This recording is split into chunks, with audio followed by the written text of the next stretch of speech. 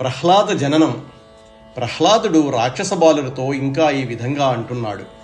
నారదముని చెప్పిన మాటలు విని ఇంద్రుడు ఆలోచించాడు.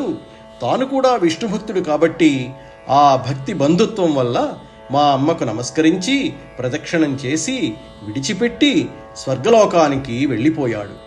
నారద మహర్షి మా తల్లిని కూతురుగా భావించి ఓదార్చి తన ఆశ్రమానికి తీసుకుని వెళ్ళాడు.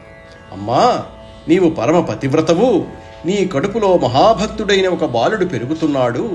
నీ భర్త తపస్సు చేసి వరాలు పొంది తప్పక తిరిగి వస్తాడు. అప్పటి వరకు నీవు ఇక్కడే ఉండు అని నారదుడు ధైర్యం చెప్పాడు.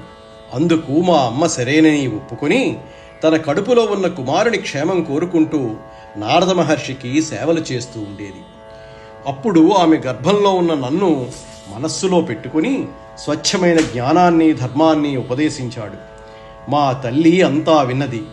కానీ చాలా కాలం క్రితం విని ఉండటం వలను ఆడుది అవటం వలను ఈ విషయాల మీద మనస్సు సూటిగా నిలుపలేక వాటిని మరిచిపోయింది. అయినా కూడా నారద మహర్షికి నా మీద ఉన్న దయ వల్ల, దైవయోగం కలిసి వచ్చినందువల్ల ఆయన చెప్పిన ధర్మాలు కానీ జ్ఞాన విషయాలు కానీ నాటి నుంచి నేటి వరకు నేను ఏ ఒక్కనాడు కూడా ఒక్కటి కూడా మర్చిపోలేదు. ఈ నారద భక్తితత్వం తెలుసుకుంటే దేహాభిమానాలు మమకారాలు తొలగిపోతాయి, ఉత్తమమైన భక్తి ఏర్పడుతుంది అని నారదోక్త ప్రకారమున బాలకులకు ప్రహ్లాదుండిట్లనియే ఈశ్వరమూర్తి అయిన కాలంబునం చేసి వృక్షంబు కలుగుచుండ ఫలంబనకు జన్మ సంస్థాన వర్ధనాప క్షీణత్వ పరిపాకనాశంబులు ప్రాప్తంబులైన తెరంగున దేహంబునకున్గాని షడ్భావ వికారంబులు ఆత్మకులేవు.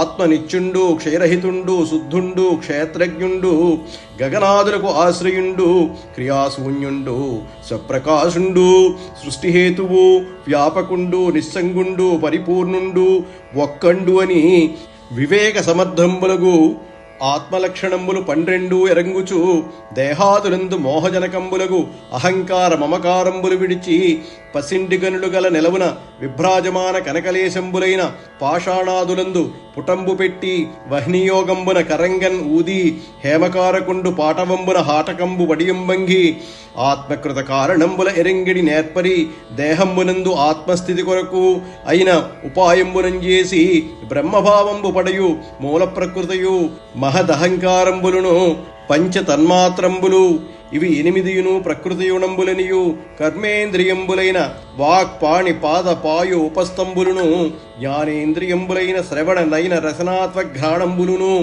మనంబును మహీసలిలవి తేజోవాయు గగనంబులను ఇవి